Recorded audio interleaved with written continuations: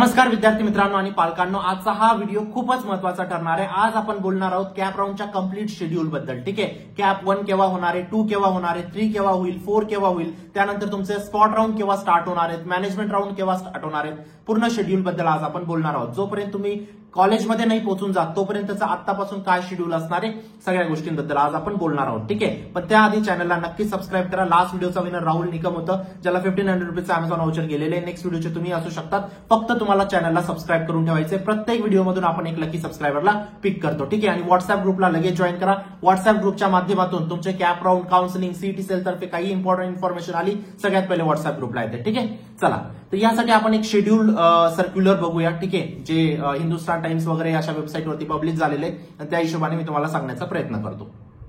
बघा इथं काय म्हटलेले, रिवाइज ऍडमिशन शेड्यूल। ठीक आहे, for colleges in Maharashtra as per UGC norm. UGC काय असतं रे बाळांनो? यूजीसी काय असतं? यूजीसी एक गव्हर्नमेंट बॉडी आहे, ठीक आहे, जी ऑल ओव्हर इंडियाचे जितकं पण कॉलेजेस आहेत इन्क्लुडिंग महाराष्ट्र सगळ्या कॉलेजेसला कंट्रोल करते बेसिकली। ठीक आहे, आता यूजीसी काही नॉर्म्स आलेले त्यानुसार तुमचं कॉलेजचं जे शेड्यूल असणार आहे ते या पद्धतीने असणार आहे। पूर्ण शेड्यूल आपण बघूया आणि त्यासाठी इथं स्टेट सीईटी सेलची पण तुम्हाला इथं मान्यता दिसत असेल। ठीक आहे, चला आता बोलूया आपण काय गाईडलाईन्स आहेत यूजीसीच्या नेमक्या। UGC guidelines compliances. ठीक है, all the colleges in Maharashtra must start the academic year before 15th September 2025. All cap round and spot round admission must be completed prior to this date.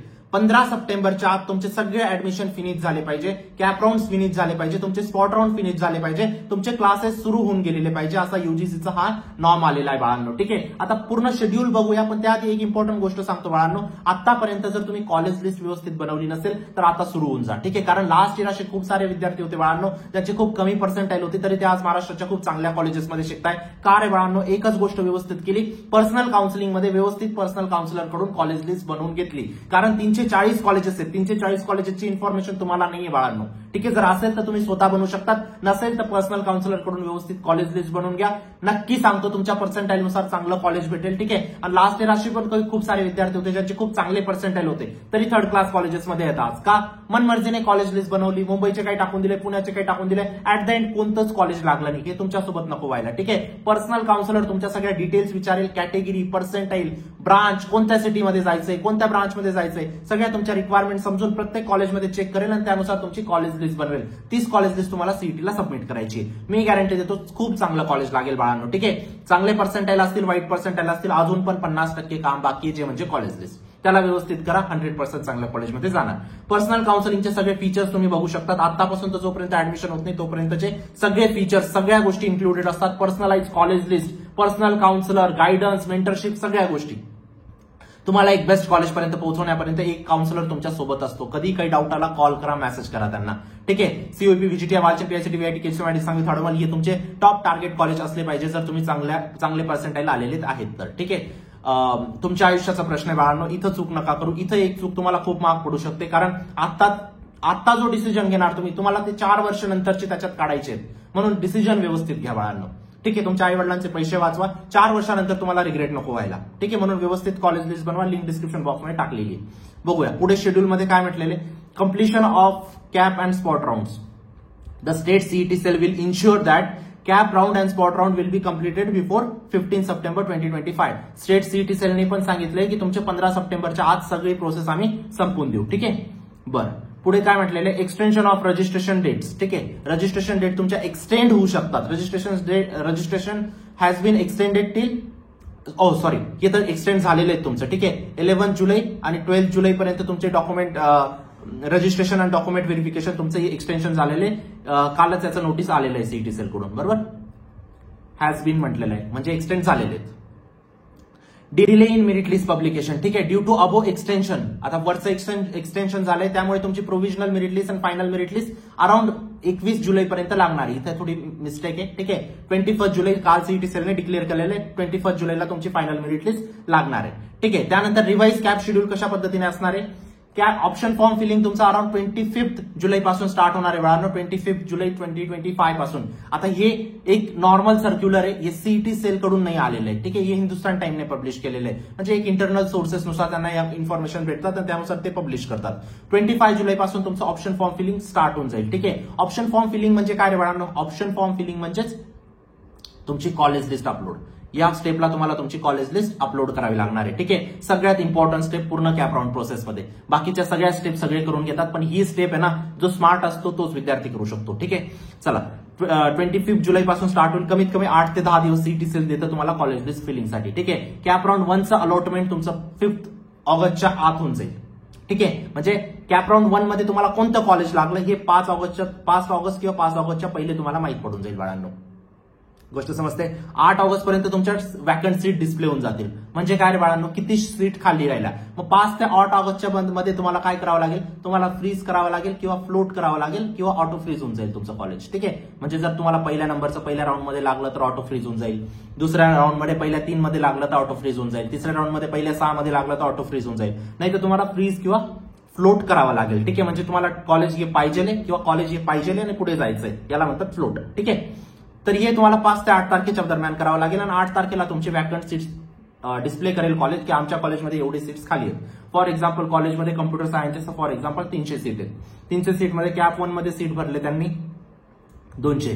मग कॉलेज सांगेल की 100 seat अजून आहेत आमच्या कॉलेजमध्ये, ही आम्ही वॅकंट सीट टाकतोय कॅप 2 ला. ज्या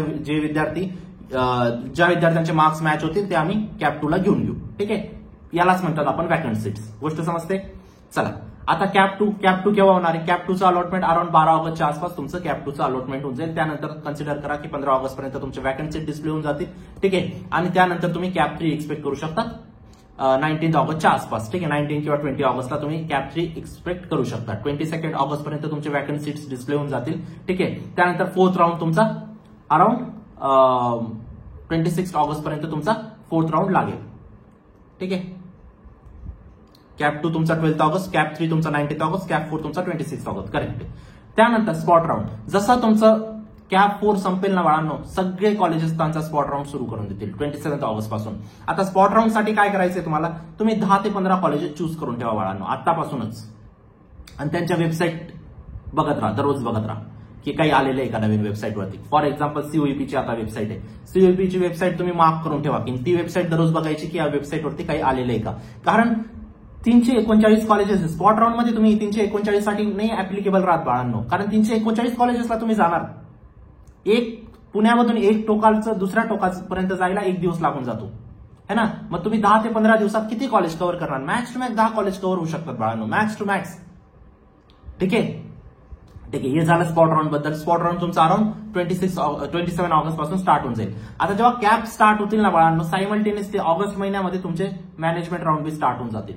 आता मॅनेजमेंटचं चालू आहे की ऑनलाईनच करायचं. ठीक आहे, ऑनलाईनच मॅनेजमेंट राऊंड झाले पाहिजे, पण तुम्हाला वाटतं कॉलेज मानेल या गोष्टीसाठी नाही. कारण कॉलेजेस जिथं तुम्ही असं कन्सिडर करा ना, मॅनेजमेंटची फीस कॉलेजेस किती घेतात, 20 लाख, 25 लाख, 30 लाख, आणि तिथं सीईटी सेल काय सांगतंय की तुम्ही 3x करून द्या फीस, म्हणजे 1 लाखाची किती करून द्या, 3 लाख करून द्या. मॅनेजमेंट नाही ऐकणार या गोष्टीला, कॉलेजेस वाले नाही ऐकणार. ठीक आहे, ठीक आहे, अजून याच्याबद्दल आपल्याला डिटेल नोटीस नाही आली म्हणून मी जास्त बोलू नाही इच्छितो. ठीक आहे, पण मी जेवढं ओळखतो या सगळ्या फील्डला, ठीक आहे, लास्ट 8 वर्षापासून, तर हे 100% पॉसिबल नाही होणार. ठीक आहे, चला तर हे झालं तुमचं कंप्लीट शेड्यूल. 15 सप्टेंबर पासून सगळे कॉलेजेस स्टार्ट होऊन जातील आणि 15 ऑगस्ट पासून कॅप 1 जेव्हा लागतो तेव्हापासून सगळे कॉलेजेस स्टार्ट होऊन जातात ऍटलीस्ट. ठीक आहे, आता पहिला 1 महिना कॉलेजेसमध्ये काही शिकवत नाही.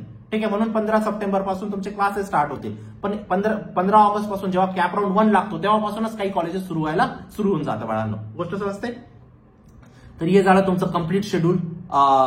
आतापासून तर तुमचं कंप्लीट स्पॉट राऊंड पर्यंत, मॅनेजमेंट राऊंड पर्यंत, कॉलेज पर्यंत पोहोचण्यापर्यंत. ठीक आहे, पण आता एक गोष्ट लक्षात ठेवायची बाळांनो, हे फक्त तुमचं 50% काम आहे. 50% काम अजूनही बाकी आहे. टोटल 339 कॉलेजेस आहेत बाळांनो महाराष्ट्रात. ठीक आहे, प्रत्येक कॉलेजमध्ये 8 ब्रांचेस आहेत, म्हणजे टोटल तुम्ही कन्सिडर करू शकता 2712 ऑप्शन्स आहेत. त्याच्यामधून तुम्हाला एक बेस्ट ऑप्शन सिलेक्ट करायचं आहे. फॉर एक्झाम्पल सीओईपी CS हे एक ऑप्शन झालं, सीओईपी AI हे एक ऑप्शन झालं, म्हणजे असे 2700 ऑप्शन्स आहेत. त्याच्यामध्ये एक तुम्हाला सिलेक्ट करायचंय आणि ते सिलेक्ट कसं काय करणार, जेव्हा बेस्ट कॉलेज लिस्ट टाकणार तेव्हा ते एक बेस्ट ऑप्शन तुम्हाला भेटेल, एक बेस्ट कॉलेज तुम्हाला भेटेल. म्हणून कॉलेज लिस्ट खूप महत्वाची बाळांनो. ज्या विद्यार्थ्यांनी अजून पण पर्सनल काउन्सिलिंग मध्ये रजिस्टर केलं नसेल, आता करू शकतात. लास्ट चान्स आहे, खूपच कमी सीट्स आहेत, लवकरात लवकर एनरोल करून घ्या. ठीक आहे, तुमच्या आयुष्याचा प्रश्न काही डाऊट असेल तर तुम्ही व्हॉट्सअप करा, कॉल नका करू बाळांनो. ठीक आहे, काउन्सिलिंग संबंधित काही डाऊट असेल तर तुम्ही व्हॉट्सअप करा. ठीक आहे, चांगले पर्सेंटाईल वाईट पर्सेंटाईल जे व्हायचं ते झालेलं आहे. आता पुढची जर्नी व्यवस्थित करा. काउन्सिलर सगळ्या तुमच्या डिटेल घेईल, त्यानुसार तुमची लिस्ट बनेल आणि या बॅचला जे गरजू विद्यार्थी असतील बाळांनो त्यांच्यापर्यंत पोहोचवा. ज्यांचे कमी पर्सेंटाईल असतील त्यांच्यापर्यंत पोहोचवा, जेणेकरून आपण त्यांना हेल्प करू शकतो. ठीक आहे. व्हॉट्सअप ग्रुपला जॉईन करा आणि चॅनलला नक्की सबस्क्राईब करा. भेटूया नंतरच्या व्हिडिओमध्ये. तोपर्यंत बाय, टेक केअर, थँक्यू.